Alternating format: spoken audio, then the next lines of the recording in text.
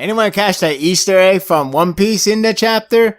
Maybe that's why the mangaka separated these two chapters with flashbacks. Just maybe.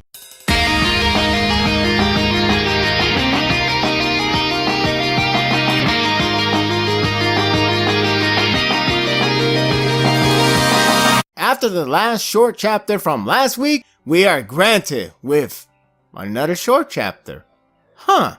While it is possible that the mangaka may not be sick, since it is rare that they work on shorter chapter length under normal condition, at least to my knowledge, it is still concerning to think otherwise. That being said, the chapter concludes the backstory of Krishna and probably the battle as well. The way how this chapter begins really feels like it was meant to be in the last chapter somehow. When I say it picks up where it last left off, I really mean it. It comes off like it was never ended. It's just us missing pages. It's hard to explain, but the point is, the flashback in the long run could have been dealt within a chapter somehow. As for the content, it does satisfy my need, more so than the last, though it's probably because of its conclusion. The chapter picks up continuously depressing Krishna after what he seems like tossing a towel on the superhero business. It's more on a elaborated note of Krishna's dilemma with confidence, which probably why we have two separate chapters with short length, and that's fine. I do like how his first discovery of his quirk symbolizes his then issue. Getting a scar as a kid by your own hand, literally in this case, is a rough start for encouragement.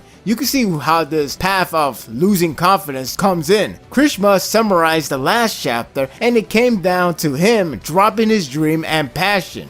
The resolution for Krishna could be argued that it was handled rather easy and convenient in a sense. He happened to grab a gift book that contains Crimson Riot's bio and interview and threw it hard enough for the recording to play. While it may be true, I thought Crimson's words were encouraging. Krishna has seen how heroes are more favorable when they are flashy and such. After many discouraging moments, he thought Crimson's quote about manly spirit doesn't fit him anymore. Thankfully, the recording contains words that he must have wanted to hear for a while. The interviewers asked questions that could have been answered with cliche response, including depths and fear. Instead, Crimson went out of his way to give a strong response. It's known that Krishna is a big fan of Crimson, so what fitting way to solve his problem none other than Crimson Riot himself. Okay, he's not physically there, but it's the closest he can get. In the end, as his idol, he practically encouraged him, and the thought of regret came from Crimson. Krishna is like Deku, only not with all might. It's a pretty nice moment, and I can feel the emotion it was conveying. The fear of seeing someone closest to death and not able to do anything when there's a window opportunity for it can be true. To think that it is the worst fear of them all. I personally fear of loved one dying than me dying. Not everybody would think death is the most fearsome thing. Everybody would think it could be the other way around, or something that will put you in forever guilt, and that's one thing that could be very effective. It's a nice tie-in with the ongoing situation, and it was clear that it would be the staple to Krishna's character. It's nice to see that Deku isn't the only guy to be inspired by a hero and idol. I can't help but think the montage scene was meant to be longer or use bigger spaces to fill out the time, which sounds like double-edged sword. In any case, it was nice to see Krishna changing it for the best. Bonus, he changed his hairstyle. It's a metaphor that I always seen once again. It's a reflection of a new era for a character. There's a nice moment between Mina and Krishna that essentially certified them as close friends. I like how she calls them as horn buddies. Not sure that's still good to go out and say it out loud. But what got me cheery is when Krishna felt overly confident, which is ironic, that his old self is long gone. But Mina knows that it's still affecting him in some way. Instead, she would like to know firsthand when he is truly ready to say sayonara. That's pretty charming of her. I wonder if the mangaka is planning to push this friendship further to you know what. Regardless, this is a nice moment. Only time will tell what direction would they go with that friendship. One thing I would say is that if the mangaka is currently sick, he must have taken the route of lower page count than trying to fit all in with rough sketches, as we have seen that before. That said, the artwork is all solid, and it has that good felt moment with Crimson expressing his thoughts about a hero. The montage is neat to see, and the fresh start for Krishma was a good feel scene. The one part that stole it in visual display is when the chapter reverts back to the present. Fat Gum, looking cooler than ever, unleashes his fatal punch right at his enemies, and it looks devastating.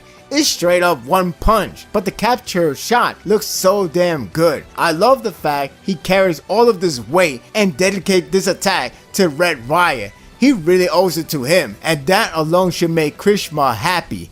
The battle looks to be over, but it ends with satisfaction. Overall, if you combine the last chapter with this one, this is a nice flashback of Krishma and his lack of confidence. Granted, maybe it could cut down on some parts, though perhaps it could have been the fact he technically did over 25 pages for a chapter length. Even so, it still hits it home with a nice message, with a surprisingly nice friendship display, and it all ends with a victory in more ways than one. I'm giving this chapter an 8.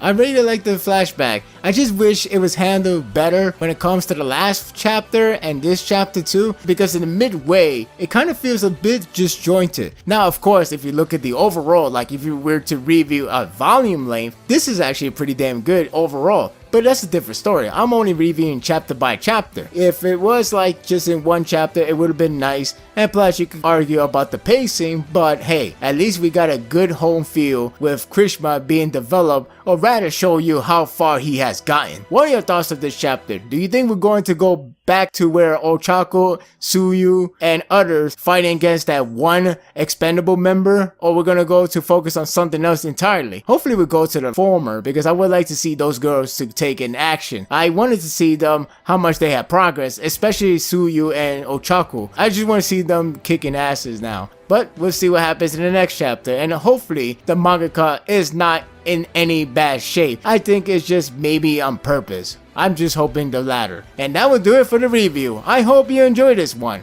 If you like this and want more of this, subscribe to my channel and my world will be yours to stay. Until next time, take care.